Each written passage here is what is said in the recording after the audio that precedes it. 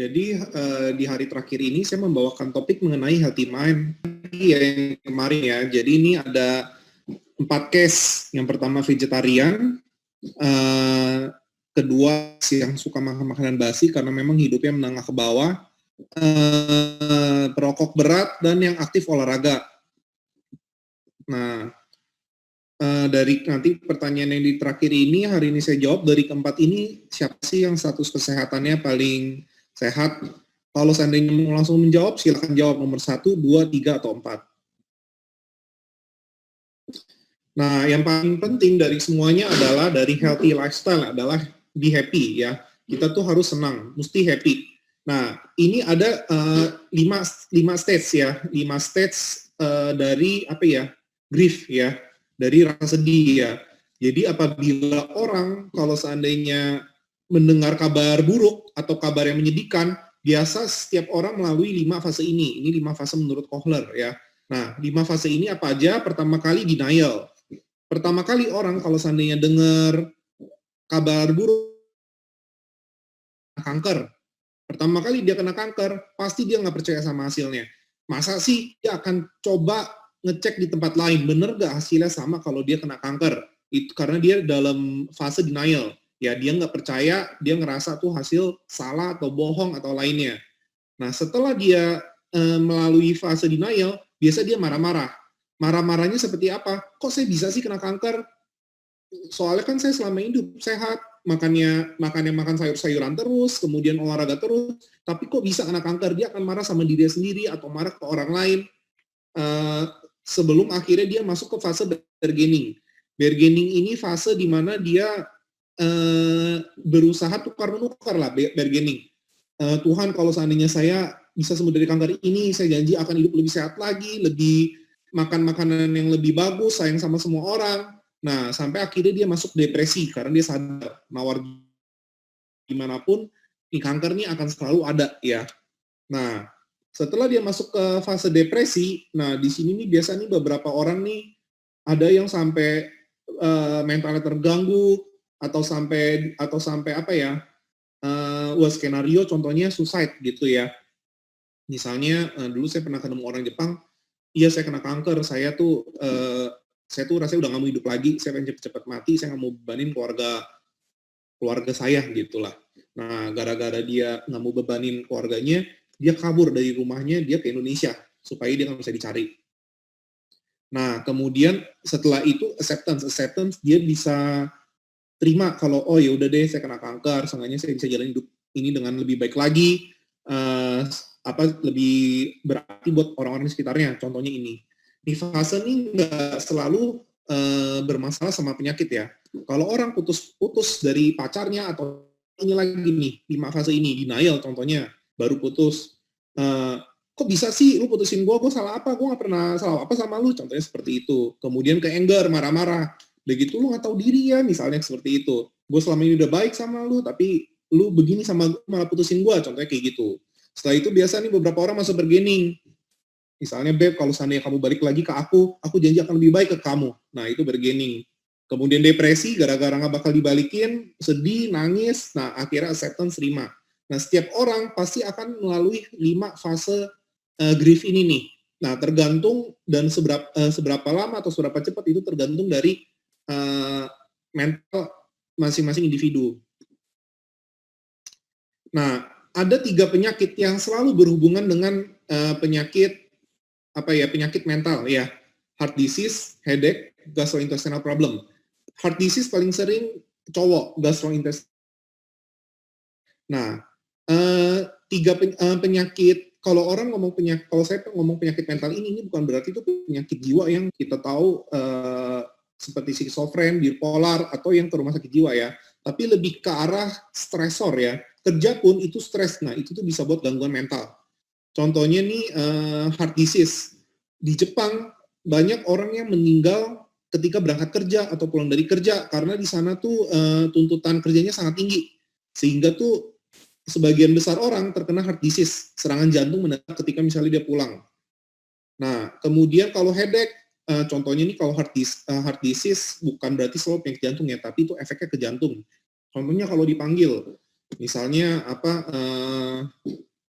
kamu ke ruangan saya sekarang juga, misalnya dimarahin bos kayak gitu, pasti tuh rasanya deg-degan. Udah deg-degan, nah gastrointestinal problem, pasti rasanya perutnya mules beberapa orang. Aduh, gue kena salah apa nih ya? Perutnya mules, kepala. Nah, ini penyakit-penyakit yang selalu sering berhubungan dengan masalah mental. Di gastrointestinal problem ini, saya pernah ketemu kasus yang benar-benar paling parah, itu tuh waktu saya koas ya. Jadi ini ada wanita datang dengan keluhan ambeien. Dengan keluhan BAB berdarah. Nah, di otak saya sebagai koas dokter umum ya, pasti mikirnya, oh mungkin ambeien lah. Tapi setelah diperiksa, di anusnya tuh nggak ada ambeien sama sekali, nggak ada wasir. Nah, akhirnya kita konsulkan coba ke penyakit dalam, siapa tahu ada pendarahan di dalam. Nah, setelah dikonsultasikan ke penyakit dalam, dokter kasih obat lah, suruh periksa tinja, urin, dan lain-lain. Setelah diperiksa, nggak ada apa-apa, normal semua, nggak ada infeksi bakteri, hanya ada keluar darah, ada peradangan sedikit. Nah, akhirnya tuh sama dokter dilakukan endoskopi ya, dimasukin kamera ke dalam anusnya, lihat di ususnya ada berdarahnya di mana sih. Kan perdarahannya tuh ternyata ada radang di usus besarnya. Nah, akhirnya tuh diobati, coba di biopsi, nggak ada apa-apa, nggak ada masalah. Nah, gara-gara dokter penyakit dalam juga udah agak angkat tangan, ini kenapa ini masalahnya bukan di penyakitnya.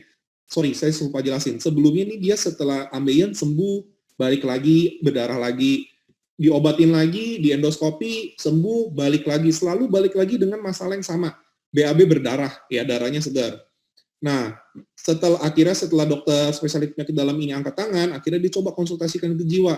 Ternyata benar, di konsultasi jiwa, di anamnesis, ternyata nih wanita ini, dia tuh stres banget, mengalami gangguan mental, depresi, karena setelah dia menikah setahun, dia baru tahu suaminya gay.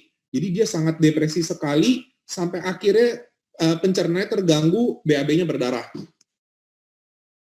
Nah, ini banyak bermacam-macam penyakit mental, penyakit jiwa yang pada akhirnya tuh berkaitan dengan penyakit penyakit di luar penyakit jiwanya, penyakit fisik ya. Makanya sehat itu definisinya mesti ada sehat fisik, mental, dan sosial. Nah, ini contoh social readjustment rating scale ya, SRS. SRS ini nih contohnya kalau seandainya kita mengalami salah satu live event ini, kejadian dalam hidup ini, kita tuh bisa diskorkan, skornya berapa. Nah, kita cek dalam 3 bulan, 6 bulan, itu skornya berapa. Kalau dalam 6 bulan, skornya misalnya lebih dari 300, dia ada 80% kemungkinan timbul penyakit jiwanya. Nomor 1 paling tinggi adalah kematian pasangan. Kematian pasang itu 100 ya. Divorce 73, menikah itu ada di 50. Menikah tuh ya, pasti ada inflik-infliknya lah yang membuat kita jadi stres. Kemudian pensiun 45. Nah, pensiun ini nih orang yang sudah berumur, udah umur 65 ke atas ya. Dia biasa yang awalnya bergaul dengan teman-temannya tiba-tiba hidup sendiri. Anak-anaknya semua misalnya sudah menikah, saudara-saudara sudah nggak ada. Nah, dia pada akhirnya jatuh ke dalam depresi, makin susah tidur, makanya kemarin saya sempat cerita, di atas umur 60 tahun, orang ritme tidurnya sudah terganggu. Nah, kehamilan, seks difficulties, tambahnya umur, berantem dengan istri, anak dan anak tinggal rumah karena menikah atau karena sekolah jauh, itu pasti akan menimbulkan stres pada diri kita.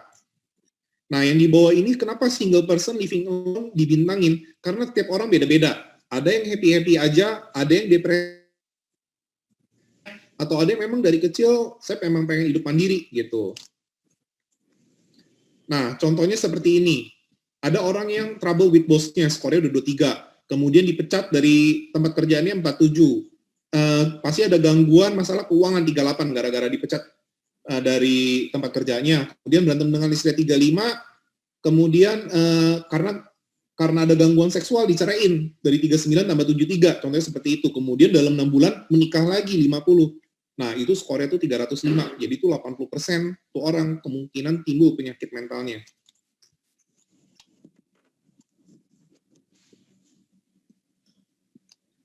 Nah, cara untuk relaksasi apa aja sih? Lakukan apapun yang kita sukai, hobi, seni, binatang peliharaan, bakti sosial. Jangan lupa curcol ya. Menanggung beban sendiri itu lebih berat daripada ditanggung rame-rame ya. Menulis buku harian, kita lihat Pak Habibie ketika istrinya meninggal, dia depresi, dia sempat tuh melalui 5 fase stage itu tuh, denial, anger. Ketika dia di anger, dia ngerasa semua dokter itu bodoh, dia nggak pernah percaya lagi sama dokter, sampai akhirnya dia melalui fase acceptance. Nah, dia membuat buku harian memoir itu untuk adaptasi dengan rasa sedihnya itu. Ada yang olahraga, ada yang meditasi, ada yang teknik untuk rileks. Teknik untuk rileks contohnya seperti apa? Kalau seandainya kita stres, kita pasti datang ke dokter. Kalau seandainya pasiennya nangis, biasa dokter tuh suruh tarik nafas Bu, tahan. Kalau nggak ngomongnya cepet-cepet atau panik, ya Bu sabar ya, tarik nafas, buang, tarik nafas, tahan 3 detik, buang. Nah, itu tuh untuk merelaksasi tubuh kita. Nah, yang sebelah kiri contohnya, ada yang orang mesti tidur, mesti dengar suara. Berapa orang yang suka hujan? Karena apa? Karena buat dia jadi gampang tidur. Nah, itu salah satu fase relaksasi.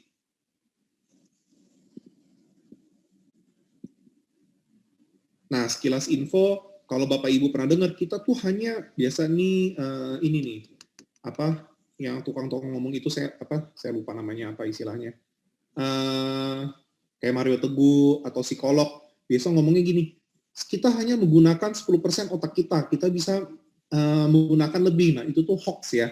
Karena tuh ketika kita tidur pun, otak itu bekerja. Jadi kalau kita masukin kontras, kita lihat darah kita kemana ketika kita tidur, semuanya itu kerja, satu otak penuh tuh kerja, 100% kerja. Kalau nggak kerja sama sekali 10%, ya mungkin itu mati batang otak gitu. Saya juga nggak tahu tuh apa.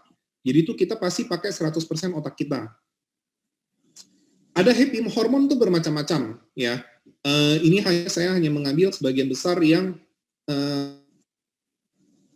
contohnya acetylcholine, dopamin, mungkin sebagian udah pernah dengar endorfin buat kalau kita happy. Nah, yang saya kasih contoh nih mungkin phenyletilamin ya. Itu tuh gambarnya tuh coklat. Karena nih hormon, kalau kita makan coklat, itu tuh bakal meningkat. Nah, beberapa orang yang kita bilang sweet tooth ya, yang suka makan makanan manis, dia tuh suka makan coklat karena dia jadi happy. Nah, itu tuh hormon phenyletilamin yang memproduksi rasa happy-nya itu tuh. Nah, sensasi happy-nya seperti apa sih? Kalau ada kejadian, misalnya kita ketemu orang yang kita suka, kita ajak pergi, terus akhirnya bisa dekat, nah itu tuh rasanya happy. Nah, beberapa orang bilang butterfly in stomach ya. Nah, rasa happy itu dihasilkan oleh hormon phenyletilamin. Beda dengan rasa happy, ibu menyusui, ada anaknya, itu tuh oksitosin. Itu oksitosin yang bekerja, hormon happy-nya. Dia tuh promotes dari sexual arousal, feeling emotional attachment. Jadi itu contohnya kenapa rata-rata dokter menyuruh menyusui dini. Nah, itu untuk merangsang hormon oksitosin. Nah, itu membuat social bonding ya, membuat antara hubungan satu orang dan ke orang yang lainnya jadi lebih dekat. Ada hormon mana ya? Saya cari hormon, saya lupa yang mana. Starving, dopamin, serotonin. Nah, serotonin ini rilis depression, ya, improve sleep, improve self-esteem, nah, prevent agitated depression and worrying. Jadi ini hormon nih, serotonin ini membuat kita tuh menjadi lebih tenang, lebih rileks, jadi buat lebih percaya diri. Itu tuh hormon happy-nya serotonin gitu. Dari semua hormon happy ini, ada 2 hormon yang membuat stres, yang terutama satunya adalah kortisol. Nah, kortisol ini ketinggian jelek, kalau kerendahan jelek, dia mesti sedang-sedang aja. Ya. Contohnya penurunan metabolisme, depresi, yang paling terakhir tuh yang paling parah, penurunan sistem imun. Nah, kalau seandainya orang sedih, saya kasih contoh tuh selalu tuh tadi kan B.J. Habibie, dia tuh ketika istrinya meninggal, dia buat memoir, itu buat coping dia adaptasi. Nah, beda lagi dengan Pak Bob Sadino. Bob Sadino ketika istrinya meninggal, dia jatuh dalam depresinya.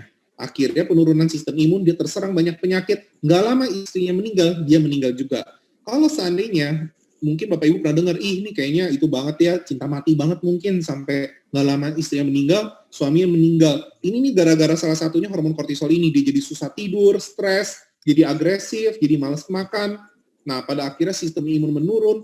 Nah, pada akhirnya dia terserang berbagai macam penyakit. Nggak lama orang yang disayanginya meninggal, dia meninggal.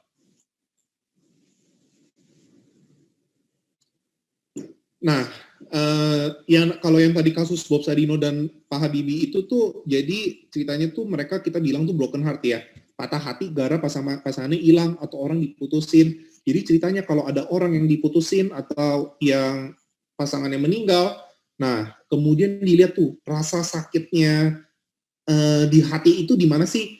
Nah, ceritanya tuh kalau itu kepala, kontrasnya tuh ada di titik itu tuh, ya. Nah, kemudian diperiksa juga orang yang kalau seandainya kecelakaan sampai patah tulang, sakitnya di mana sih? Di kontras juga tuh bakal titiknya di tempat yang sama. Makanya tuh rasa hati tuh kadang sampai sakitnya ke tulang-tulang, sampai jantungnya rasanya buat copot. Nah, kenapa rasa sakitnya tuh sama? Ada di titik yang sama. Makanya tadi yang kasus sebelumnya kenapa wanita itu stres gara-gara tahu suaminya gay sampai bisa BRD berdarah karena tuh reseptor pusat nyerinya tuh sama. Nah, broken heart syndrome, saya ini masukin set song nih cuman sekilas ya. Waktu itu saya pernah jelasin masalah broken heart tuh sesakit apa sih misalnya kayak gitu ya. Terus ada orang celetuk, dokter tuh nggak pernah tahu rasa sakitnya rasa sedihnya saya tuh single. Tapi kalau saya dengar lagu sedih, saya tuh bisa nangis ngebayangin saya punya pacar. Tapi padahal saya nggak pernah rasa pacaran itu kayak gimana. Nah, itu katanya lebih sedih daripada rasanya patah hati. Katanya ya. Nah, terus tuh terminologinya, namanya stres kardiomiopati. Nah, bahasa awamnya broken heart syndrome, gejala penyakit hati. Ya, gejalanya kayak apa? Itu ada saya tulisin jadi ya, rasa jantungnya nggak enak. Nah, dia nih dibilang potential life threatening condition. Sebenarnya nih broken heart syndrome ini bisa kembali seperti semula. Kenapa dibilang potential life threatening? Karena beberapa orang cenderung bisa bunuh diri gitu. Nah, apa sih yang terjadi ketika terjadi broken heart syndrome? Nah, dia tuh apa? Tekanan darah rendah. Kemudian nih saya tulis di sini sebentar, ketutupan sel-sel jantung. Sel-sel jantung adrenalin dan hormon ini sesaat membuat sel jantung tuh stun tuh saya nggak tahu deh apa bahasa Indonesianya apa. Jadi tuh sel jantungnya nggak bisa berfungsi dengan baik lagi. Nah, pada akhirnya gara-gara berfungsi itu seperti orang yang kena serangan jantung, tapi gara-gara sel-selnya mati. Bedanya yang satu mati, yang ini hanya diam aja, nggak bisa menjalankan fungsinya. Nah, akhirnya beberapa orang yang patah hati itu akan mengalami serangan jantung ringan. Ya, rasanya nggak enak di hati itu sama kayak rasanya serangan jantung. Bedanya gara-gara dia hanya nggak bisa berfungsi, stunnya ini berlangsung sangat cepat, sehingga dalam hitungan hari atau minggu dia bakal balik lagi seperti semula. Jadi kalau seandainya ada orang yang misalnya putus atau pasangannya meninggal kemudian ke dokter, nah biasa tuh dokter tulisnya ini broken heart syndrome.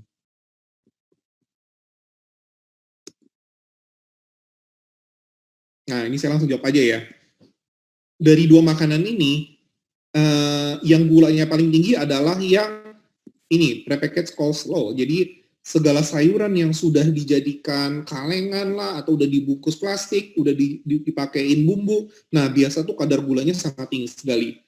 Popcorn ini junk food, tapi dari semua junk food ya, yang paling sehat, dari semua junk food yang paling sehat itu popcorn dianggapnya.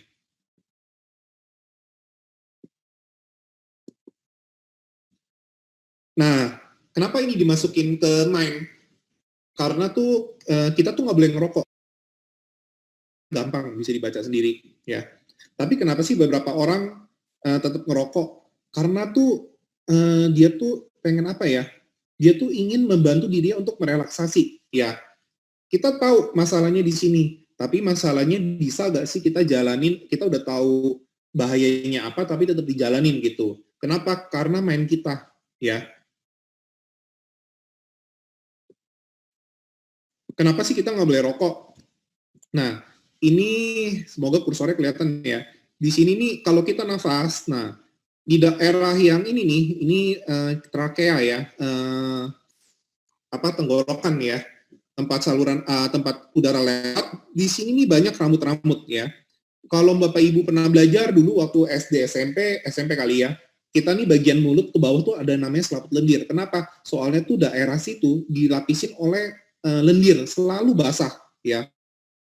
Nah, kita lihat aja nih. Jadi kalau udara masuk ke dalam sini, nah di dinding-dinding sini nih, ini selaput lendir nih.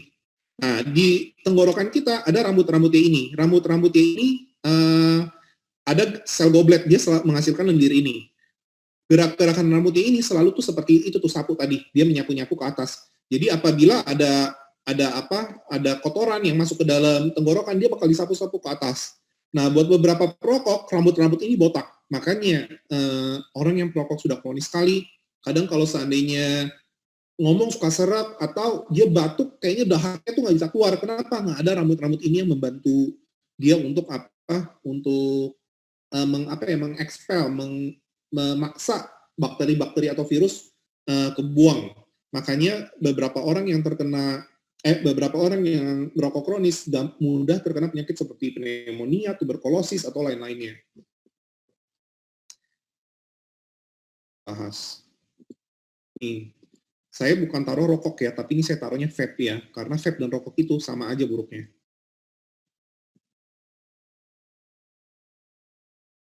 Kalau perokok tuh biasa paling sering terkena kanker paru ya. Kalau seandainya vape, nah dia tuh di daerah sininya nih, tenggorokannya dia ditemukan banyak slime. Slime itu tuh kayak dahak tapi banyak banget mengental. Akhirnya dia tersumbat sama slime-nya sendiri.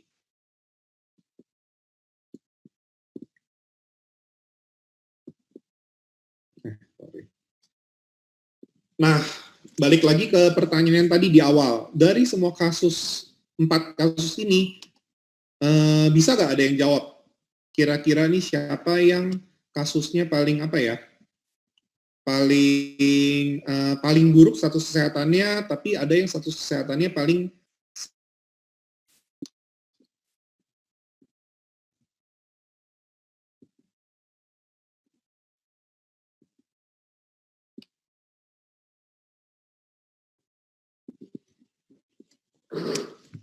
ada yang bisa jawab, teman-teman? Paling baik nomor 1, paling buruk nomor 3. Ada lagi?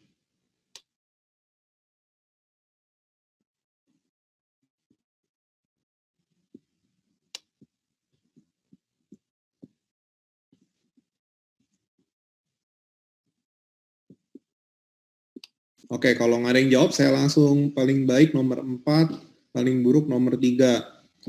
Saya langsung jawab aja ya. Jadi tuh dari kemarin saya tuh health talk, itu tuh saya memberi gambaran dari semua healthy lifestyle, healthy mind. Ya, itu semuanya paling sehat pada umumnya. Tadi yang seperti saya bilang, kalau orang yang sering makan daging, itu lebih beresiko terkena kanker usus besar, contohnya seperti itu. Nah, tapi yang paling sangat mempengaruhi dari semuanya adalah mind, ya, mental, ya. Kenapa jiwa kita mesti sehat? Karena kalau kita lihat dari sini, nomor 1, kalau seandainya nomor 1 ini, dia bisa paling sehat. Kalau dia nggak ada ekonominya middle debt. Orang yang banyak utang, pasti jiwanya terganggu, stres, ngerasa dikejar-kejar sesuatu, gitu. Nomor 2 ini, dia hidupnya menengah ke bawah, tapi dia makan mungkin nggak sehat, susah hidupnya, tapi hobinya tuh kuliner, apapun dimakan sama dia.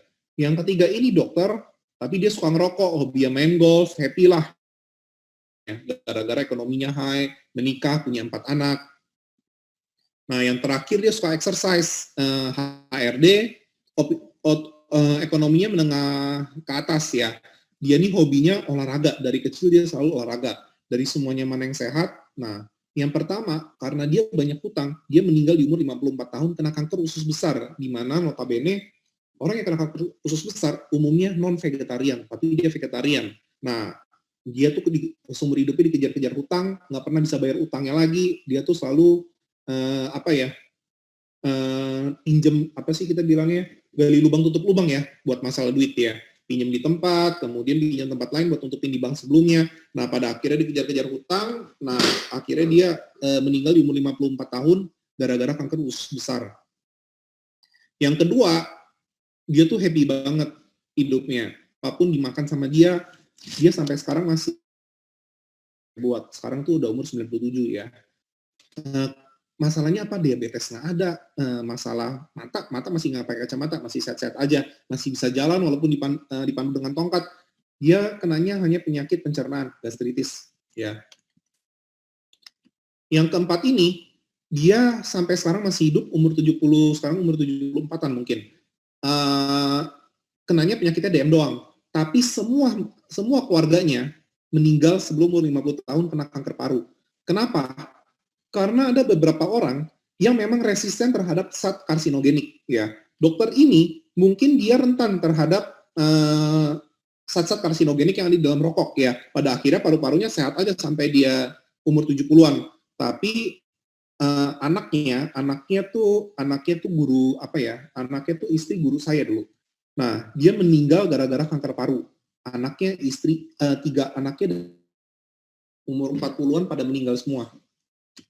Jadi sekarang nih si dokter spesialis penyakit dalam ini hidup sendiri. Nah, yang terakhir, dia rutin exercise. Dia ini hobinya healthy lifestyle ya, makan selalu sehat. Dia sampai sekarang udah umur 69-an, udah umur 69. Dia nih lymphoma cancer survivor. Dia kena kanker getah bening. Kanker getah bening tuh seperti orang kena HIV, kena penyakit apa aja, dia bisa meninggal gara-gara penyakit pilek atau diare, ya. Karena dia nggak punya sistem imunnya terlalu jelek. Nah, dia nih kanker getah bening. Nah, ketika dia pertama kali kena kanker, dia tuh umur 41 tahun. Tapi sampai sekarang umur 67 masih hidup. Padahal waktu 41 tahun, dia kena kanker getah bening stadium 3, ya. Stadium 3 itu biasa tuh udah prognosis paling jelek, umur paling 5 tahun lagi. Nah, tapi itu dokter yang mendiagnosis dia meninggal gitu. Nah, karena kenapa? Karena dia tuh hidup sehat. Sampai ketika di screening kanker, semuanya normal. Nah, tapi ketika dia di PET scan tuh pemeriksaan imaging salah satu yang paling mahal ya, karena ngelihat semuanya satu badan sampai sekecil-kecilnya. Nah, ketika di PET scan, kankernya itu udah metastasis kemana-mana, ke otak, ke jantung, sampai ke semua badan lah. Itu pasti ada sel kankernya. Pada akhirnya dia di kemoterapi, di radiasi, dan pada akhirnya dia survive sampai umur 70 tahun. Jadi dari semuanya adalah yang penting kita kalau hidup sehat, nomor satu tuh kita mesti happy. Kalau kita nggak happy, pasti kesehatan kita terganggu. Oke, sekian presentasi dari saya.